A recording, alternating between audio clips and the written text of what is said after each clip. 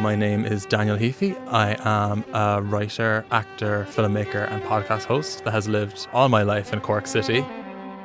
I think I know the city fairly well. However, this documentary I really think is going to give me the opportunity to open my eyes to the different stores and the cultures within them that I wouldn't have otherwise experienced.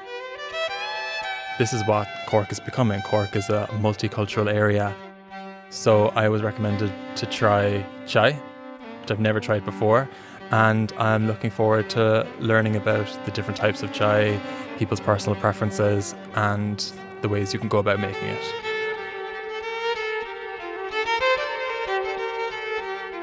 I'm going to Asian Foods Cork on North Main Street. I'm going to be talking to the owner and other members of the Indian community about chai and cultural heritage.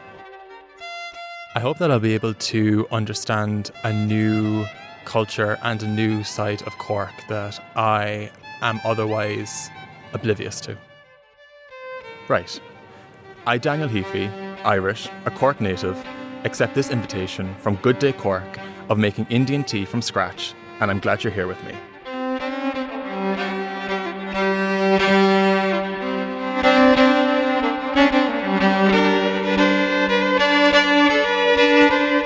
Heritage Bazaar, a radio documentary by Good Day Cork. Brought to you with support from SESCA and Cork City Partnership SICA project.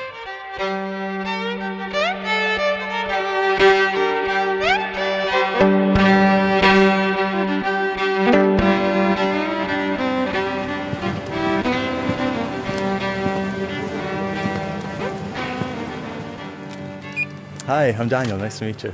Hi, I'm Asad. Nice to meet you. Thanks so much for giving me the opportunity to talk to you and allowing me into your store.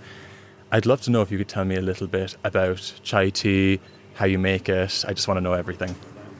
Chai is a Hindi word of the tea. We Indians, we are fond of the tea, even we need a specific tea. Otherwise, we don't drink the tea. So we need very specific. So having the teas, there is a wide range of tea, but they are for all different peoples. So I noticed when I came in almost immediately that there were the teas at the entrance just to the left when I came in, and I know from experience working in retail that very often the things that are at the front of the store are the things that maybe people might reach for first, or they're strategically put there. Is there anything in here that you particularly make sure is always stocked that's a favourite of yours? Bread pakoda, I'm a fond of that. There is a thing is called momos. I'm a fond of that. So mostly I try my best to keep it in a stock, but the thing is that what I found of is mostly stay out of stock. The people love to it, so that's why it's mostly out of stock. Yeah. My shop layout is like that. The rice is a kind of essential thing, so I put the rice and flour on the back. So because people is mostly coming to buy these things, so they have coming through from there, and they can see all the other products on the left hand side. For that there is the lentils things and stuff, and the spices that used to make the curries and stuff. That's authentic Indian spices. The other side of the shop, ready to eat stuff, like the snacks, and then after the frozen and then ready to eat stocks, that's thing. And on the other side of the first front, on right hand side, that is a specific South Indian community. So they are mostly nurses and then hospitality sector. So I make a designated area so they can choose their South Indian food from there. Next to it, ghees and stuff, that's butter ghees. And then after the pickles and stuff and sausages, next is a kind of a cosmetic section. Mm-hmm. And then on the last there is a snack section. So that's over there's a kind of a snacks over there. That's authentic Indian snacks. When I came in as well, I noticed there's this kind of decoration. It looks like kind of a yellow and orange flower design that was hanging. That decoration, normally people put it in home, but that is for the Diwali. Diwali, that's the Indian big festival. So we celebrate that one as well. So we bring these things from there. So people love to do the decoration at home, like these flowers and stuff. In our India and Pakistan retail store is kind of that thing. Like now they are developing and they're making kind of advanced and stuff, but where actually people used to do the shoppings, it's like that.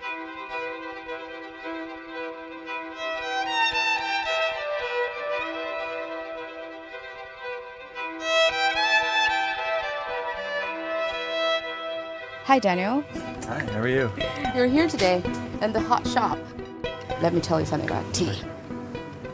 Joe here, by the way, everyone who's listening. And I'm glad, Daniel, that you're in the shop, one of my favorite shops in the city.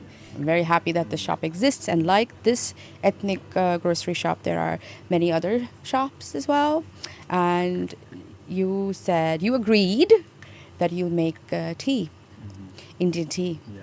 Do you know what Indian tea is called? Well, I know it's chai, but So it's chai, right? yeah. And some people would call it chai tea, those who've not been to India, but that's just like saying tea twice, because chai is tea. Yeah, you see? So in the shops when they're selling chai and they say chai tea, it annoys almost every Southeast Asian person.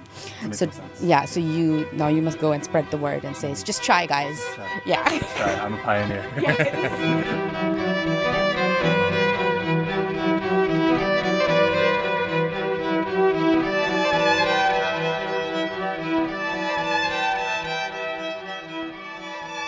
Hi, I'm Daniel. How are you? Hi, I'm Sravan. I'm good. How are you doing? Nice to meet you. Just wondering, do you have any recommendations, your favorite tea, anything that you'd go for? I consume tea very less, actually, to be honest. But whenever I drink tea, I always prefer drinking it in home. So we have few brands. But one thing I learned from my mom is mix different tea powders together and then make a tea. And so you can mix. There are good Indian brands here. Are you a green tea lover, or you drink tea with milk or without milk? I don't drink tea at all, so yeah, I see your face. Okay, Yeah, I'm in trouble. Okay, then so we have different types of teas from India. So, but we always add ginger tea in my home. So if you can buy any of these brands, all the brands are really good. But I would prefer to buy two, three different brands and mix the powders together and boil them in milk and add milk and drink it. You will feel heaven.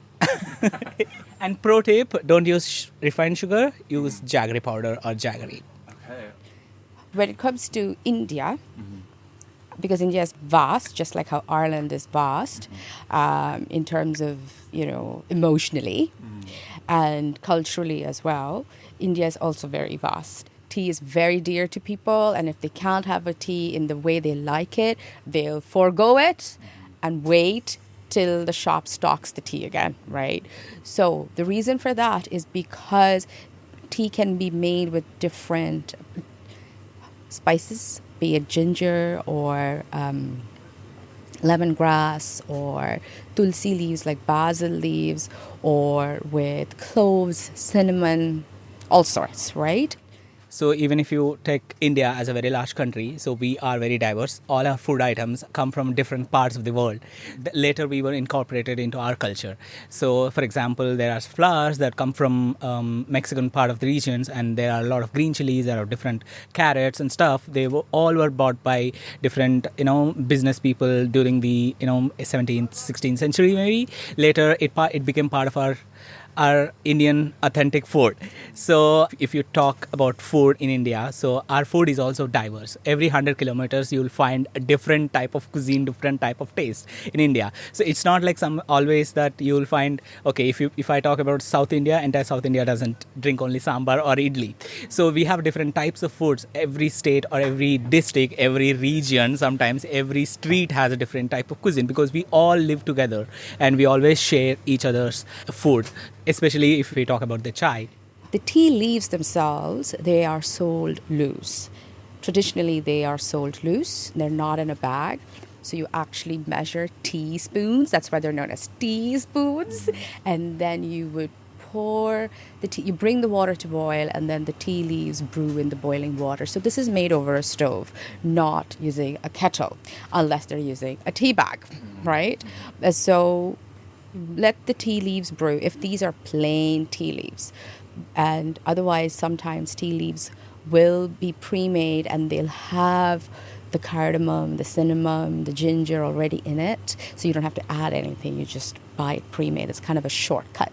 However, in this shop, you can get a good selection of teas, either if you want them as loose leaf tea or in a tea bag or a pre-made tea as well. So people are actually spoiled for choice. So you choose one. There's loads to choose from. There's like 4 different brands here you can choose from. And then when the tea leaves are brewing and you're happy with it, you then add the milk. Now here, you have to be literally a scientist. I've not nailed it. I don't know how to do it. But depending on how strong or weak or how much milk people love in general, the way the tea is made is different from house to house and state to state. In other words, county to county. Within a county, and there'll be whatever number of houses, they all make tea differently. It's all up to like personal satisfaction. And is the adoration for tea in India on the same level as like in Ireland? You know, if you go to someone's house in Ireland, like the first question is like, do you want a cup of tea? Is it comparable? Definitely. Yeah. Yeah, definitely. Tea is something that is very much adored, as much as also coffee.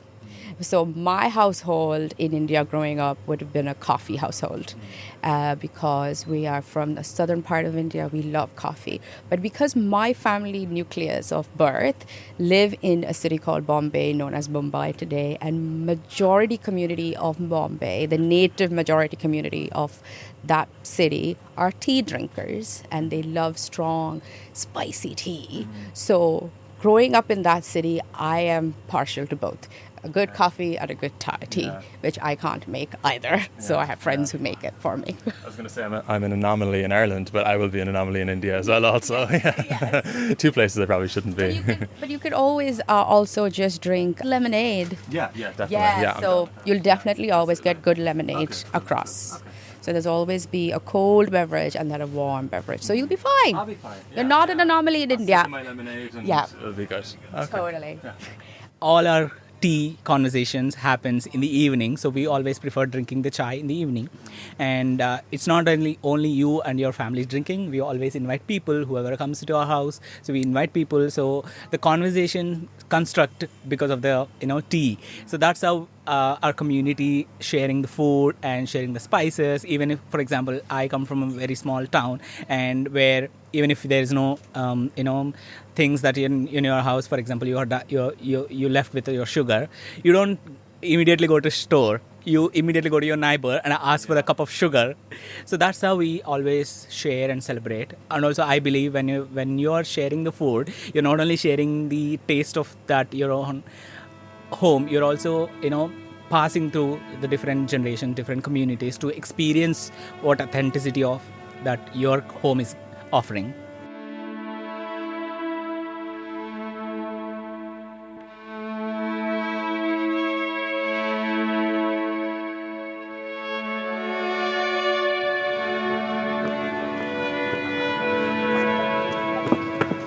Bloody roasting. It's roasting and the shop has a delivery. Okay. So it is absolutely roasting inside the shop, and they just have a delivery. So I'm stepping out for a second into the nice, cool summer air, and I just ran into Banu. Hi, Banu. How are you? Daniel, how are you? Great. No, it's good to see you, and I've been learning so much today.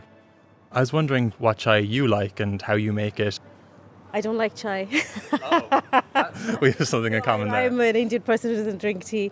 I like coffee. But then that's the difference between chai. Chai drinkers are mostly North Indians and coffee drinkers are South Indians. And that's not to do with preference, but where it grew. Chai was more a North Indian crop and coffee grew in the South. Yeah. And it's a common misconception that all Indians drink chai. A lot of Indians drink coffee. Yeah, and very good coffee. How have you found it being in Cork? Accessibility of the chai and Indian food. Is it something that you kind of have to go out of your way to access in the way that you'd like? It's much better now. So I've been in Cork about 20 years and in Ireland about 23 years. So when I first came to Dublin in 2003, there'd be one crate of okra being delivered to the local shop. Like there was very little. There was basmati rice, there was basic dals, basic spices. It was okay. It was okay. You'd still need to fill your suitcase when you came back from India if you went on a trip in the 23 kilos that you were allowed. So it was very stressful. 23 years later, there's more shops. Like I live out in North Cork and there's actually a shop there. They only opened that about 2 or 3 years ago. So there's more access, there's more variety in the produce. For example, a lot of people eat basmati rice, but that's not the only kind of rice. So we eat lots of different types of rice for different types of dishes, and now you can actually find them in the shops. You find millets, which is actually now becoming more popular. That would be our older grains, which has less glycemic index, much healthier for you. So you do find millets now in the shop. So there is a good variety. Where we don't have as much, the actual range of fruit and veg that you get in India, you don't get it in Cork, which is understandable given the carbon footprint and the long travel times, but then you do miss that. And when I say the variety in fruit and veg, I'm not joking. You won't need, you never eat one vegetable same during the same week. Like there's that much variety. So that's definitely something that you'd miss. It is a little bit, sometimes I think the quality is a little bit compromised as well, especially with the packaged foods, but I'd be more used to a bigger variety of it, more home cooked and sold in the shops, kind of cloud kitchen type of foods, which you don't get here. It's all factory made. When we came to Ireland, that time is very difficult to getting all the things we needed, like the actual authentic foods, and it's getting a lot better now. Now, if you ask our community, like a lot of people exactly eating the food that they are eating in their home countries due to the import and stuff. Like before, when I came in, we have just one kind of basmati rice which what we were eating. Now, in my shop, I having around 12 types of different rices. Like all the communities, they can eat their actually authentic food in their homes now.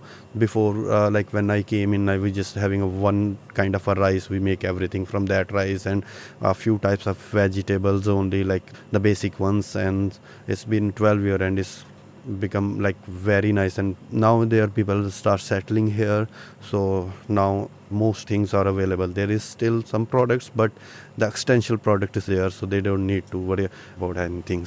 In my store, most of the things is imported, and sometime like once the tariff has been changed and some restriction on the products and stuff, we do our best to stay in stock, but like once the product goes out of stock, it takes time to get it back in a stock because we don't buy from the local market. Like our big market is in England and the second one is in Germany. So we have to buy from all these things from there, and the transport and logistic and all the stuff stay there. So that's why this is the challenge. So this is like a challenge, like we still from the day one and until now we're still trying to get the products always on the stock. Was that a fear in a way coming here, wondering like how are we going to access this food or how readily available will it be, or was that something you maybe have researched and looked into prior to moving? I was 24 when I moved. At that age, you're ready for an adventure. Yeah. So I wasn't really thinking very much about food, but I do know that 2 weeks into being here, I was homesick. I was homesick for the comfort foods, the foods that my grandmother made or my mother made. And I remember being invited to this other Indian person's house who'd been there 10 years already, and they cooked me something which I thought I would never eat again because I was like, oh, I couldn't. But then I actually took a little bag with me going back home. So it's very funny, when you move here when you're that young, you don't tend to think about, oh, I'm going to miss the food. But when you do land here, you can't eat most of the foods because it's actually quite bland compared to what you've been eating at home. Very good quality maybe, but it's still quite bland. So eating out in restaurants, it's a little bit, you'd feel it. Every bite you kind of feel, oh, I miss home. I miss having, the variety of, when you go into restaurants here, usually there's a burger, there's a pasta, there's a chicken dish, there's a fish dish, and there's maybe a ham or a pork dish. It's very standard, but when you go to India, there's just the variety is just so massive. You do miss that. You do miss the ability to kind of pick what you want I moved to Ireland last August, end of the August, because of my mom's pressure. So I am here to study my master's in cybersecurity. There's only one thing that when I moved to Ireland is still bothering me, that where can I find my food, because I'm a foodie myself and I'll always connect myself to food and kitchen. Always love to cook, and I grew up in a South India. Our state is Andhra Pradesh. We were good producers of rice, so we consume a lot of rice and a lot of red chilies, so we eat a lot of hot spicy food. So our food is almost similar to the South African food and also Mexican food, but we use a lot of red chili than the green chilies. I can show you something actually.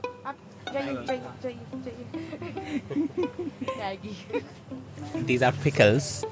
So if you take a bottle, this is a mango pickle. They are especially from my hometown. So as soon as I walked into the store, I still remember the first week of September. I felt like I'm walking into my home actually. And I bought 2 bottles of pickles, I still remember, and I rushed back to home. I cooked the hot rice, so we don't add anything. It's most like a spicy and tangy mix of the taste. So I use hot rice and a little bit of clarified butter and this pickle. Just have it. You're literally standing on the heaven. Is that something that you find kind of readily accessible here, or do you have to kind of go out of your way to find it? This pickle bottle, it's come from €2.50, but we cannot get the actual pickles that are made by my moms, the grandmoms for centuries. We Andhra people, especially the place where I come from, especially in the summers, we make this pickle buying a lot of mangoes together. And it's not only we in our homes make it, we also invite a lot of our grandparents and relatives, and we make it together. When I walked into the store for the first time, I saw the pickle section, and with a brand named Priya, which is a local brand. Its factory was near my hometown. I studied in a college where next to that factory, and every day we used to smell the aroma of it, raw turmeric and chili powders and the ghee, everything. Seeing this small bottle of pickle, it remembers me of all the things that we used to do in our summer holidays. And after coming here, seeing those brands, laying up on this stack, I was like, oh, I came to a normal, regular supermarket which is already in India. I didn't feel like it's a different part of the world. I felt like I'm coming to my home back, and it brought me back to my Indian roots.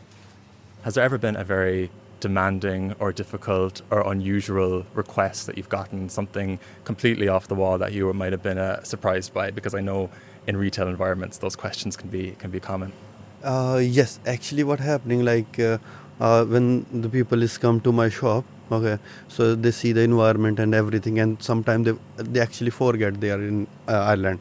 Okay, so there is a customer who came in, and actually he's asking me a product that is Ayurvedic product, okay, and he's asking me that thing, and once I said, oh sorry, we don't have that in stock. So why shouldn't you don't have that stock?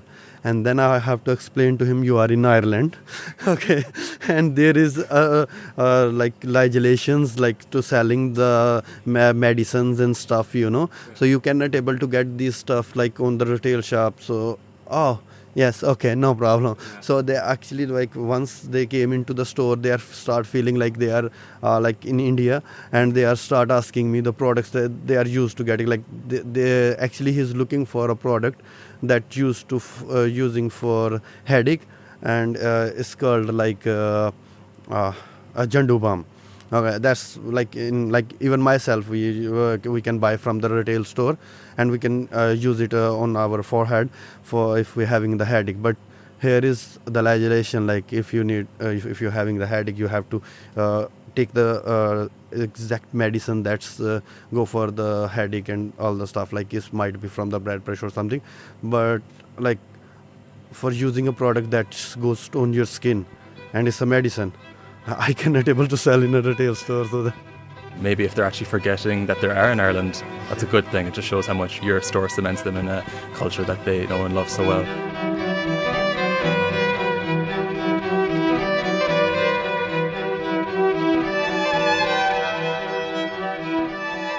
I think when everything is so different and then you have this sensory experience of home, that really helps to ground yourself to where you are.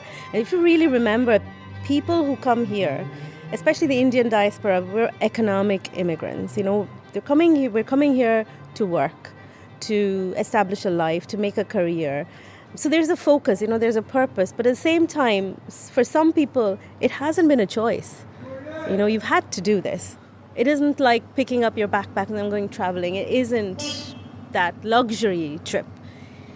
They probably had to take out loans. They had to get a job somewhere. They're going into a completely different country where they don't know anybody. So that one thing that makes them feel like this is home, that is just so important. I think it's great that stores like the Asian store on North Main Street exist. You can go in and you can meet like-minded people who are interested in the same food as you are. Has that been your experiences, kind of shopping for these different foods or for chai or for whatever it may be?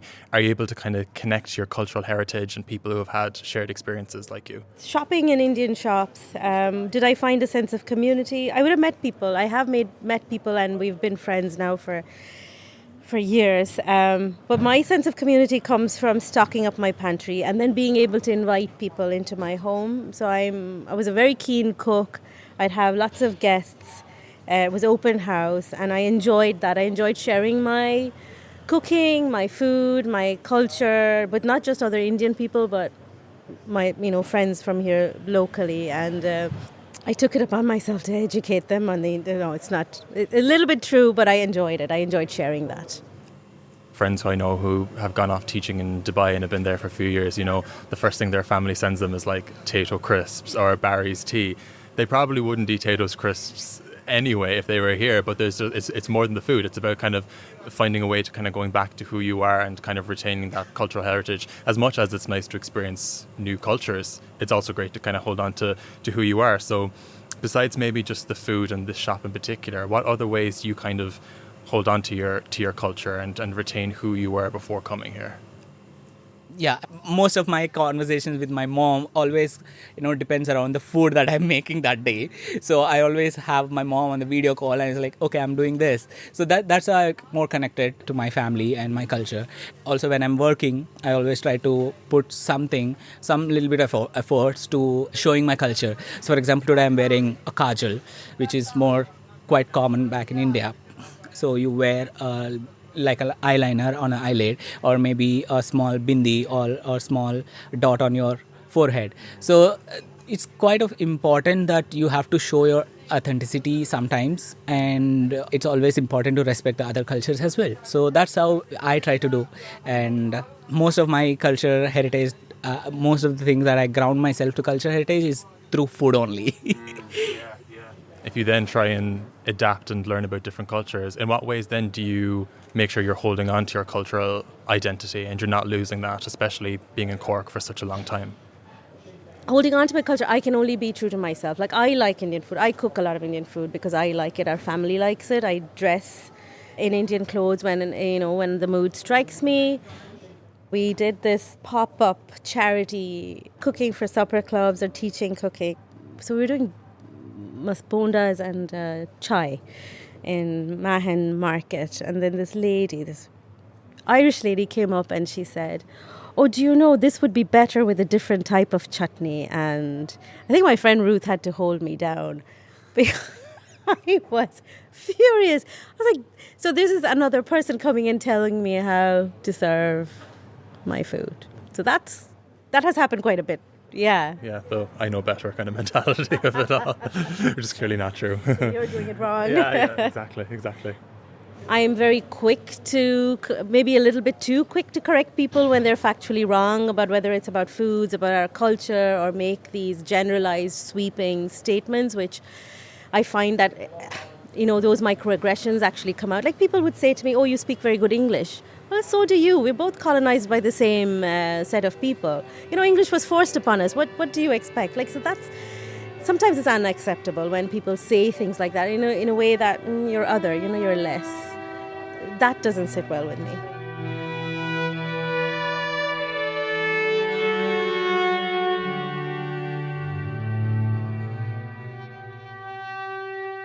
Especially in the last few weeks, there's been really kind of public rise in hate crimes against Indian people and other minorities and anti-migrant rhetoric and whatever else. Could you talk a little bit about maybe how that has impacted you or not, or the ways in which your community and coming together is really important to kind of support one another? Supporting one another is all well and good.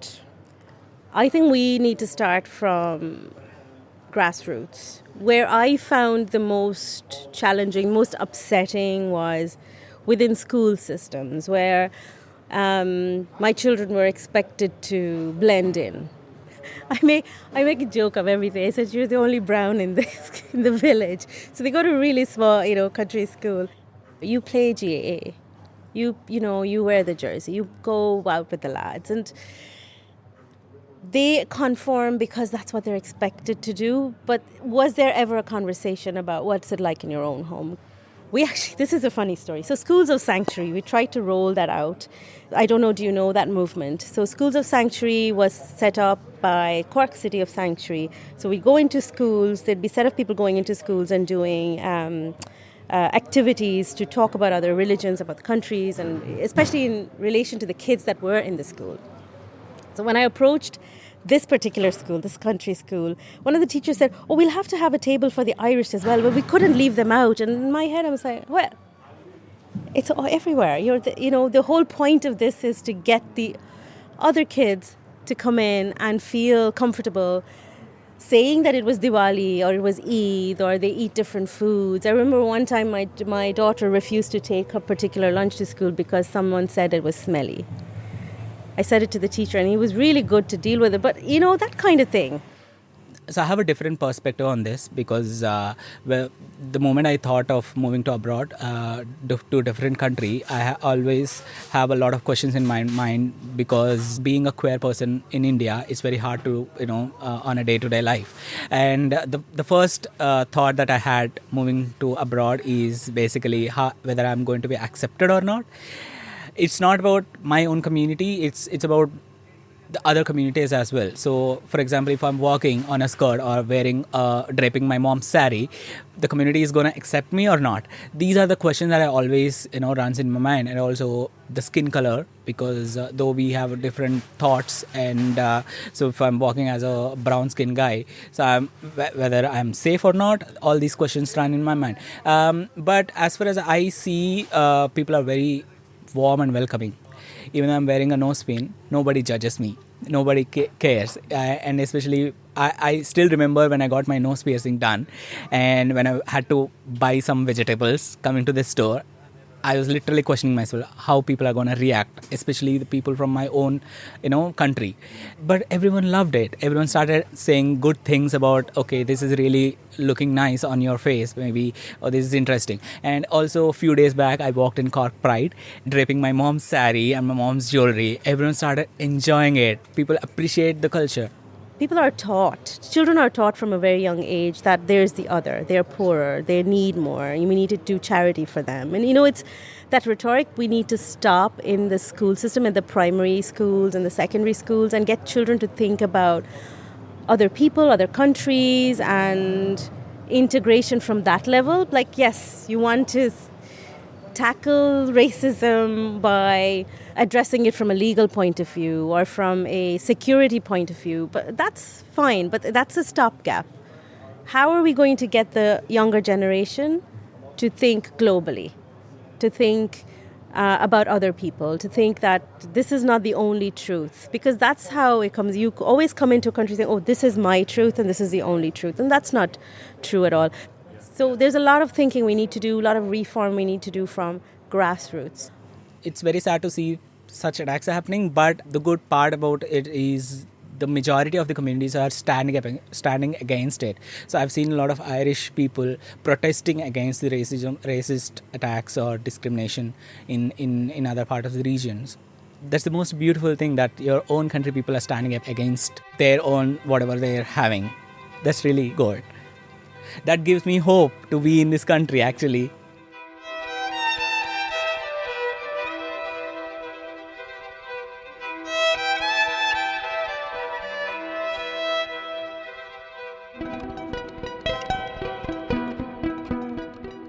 What do you picture is the future of accessing cultural items? Has it gotten better over time? Do you think it will continue to get better? Or do you think there are still challenges that lie ahead? Cultural items will be more accessible because there's money in it. Whether there's a cultural identity that's attached or people separate themselves from it, I think people separate themselves from it. So you go into Lidl and Aldi, you will find soy sauce and you'll find the coconut milk and you'll find all sorts of, but do people relate it to coming from somewhere else? I'm not sure. I found okra in one of the super values a while ago. And you find coconut water now in the drinks section. There's money in it. People buy them, even to try them. People are more traveled. They have eaten different types of food. It's a business. They'll sell it. You'll find it everywhere, not just these Asian shops. These Asian shops, they're quite expensive, on the pocket for an ordinary middle-class family. These Asian products are much more expensive when you go into supermarkets. Food will be accessible because people like food. One unique thing that I really found is Irish sea moss. You get it in the normal supermarkets, like a powder that you mix it with water or anything and drink, and it gives a lot of vitamins and stuff.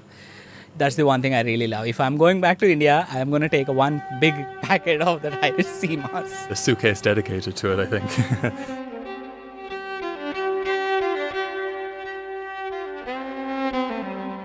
What started out as just a simple mission to understand chai and the way in which it's made has kind of immersed me into this whole new culture that I really didn't know a whole lot before. It's really opened my eyes into how people connect food and drink with their lives. I learned so much about family, friends, community, the struggles that people of Indian or other minority groups face on a daily basis. As much as it was interesting to learn about the cultural differences, it was actually also really interesting to learn about the things that bring us together and things that aren't actually so different about Irish culture and Indian culture. I guess kind of the simple pleasures, the things that kind of bring us all together. I definitely feel like I've come away now with a new perspective on my city. Being here and seeing all the shops on the street, including Asian Foods Cork, it's just shown me what Cork has really grown into, which is a beautiful, healthy, inclusive space. Not that there's not room to improve, as we've seen, and there's challenging conversations to have ahead, but I think that this was a really good start, and I'm definitely walking away now extremely enlightened.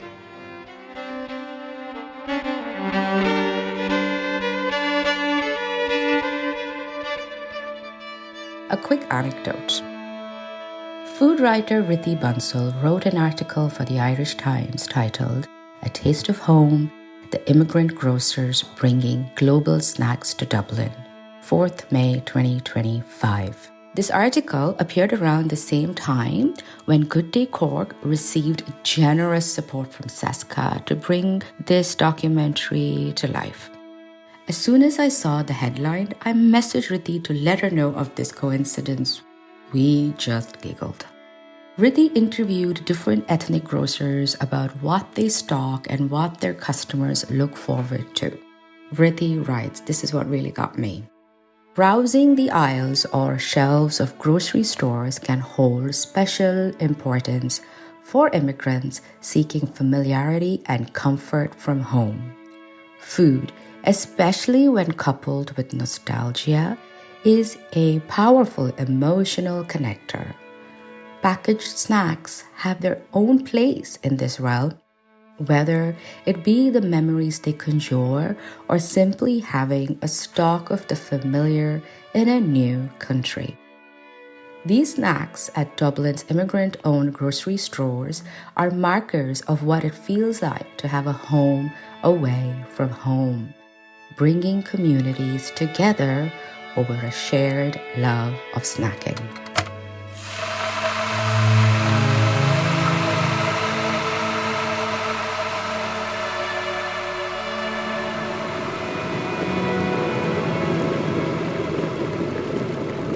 Allow everything you have heard till this point to brew in your mind and to gently take you through the day. And when you get the chance, drink chai or whatever beverage it is that brings you home. You've been listening to Heritage Bazaar, a documentary presented by Good Day Cork with generous support from SESCA and Cork City Partnership SICAP project. Co-produced by Mukta Chimburkar Date, sound and editing by Daniel Clancy, music by Justin Grounds. Your host was Daniel Heaphy. Thank you to our guests, Asad from Asian Foods Cork, Sravan Telu, and Banu Rekha Balaji.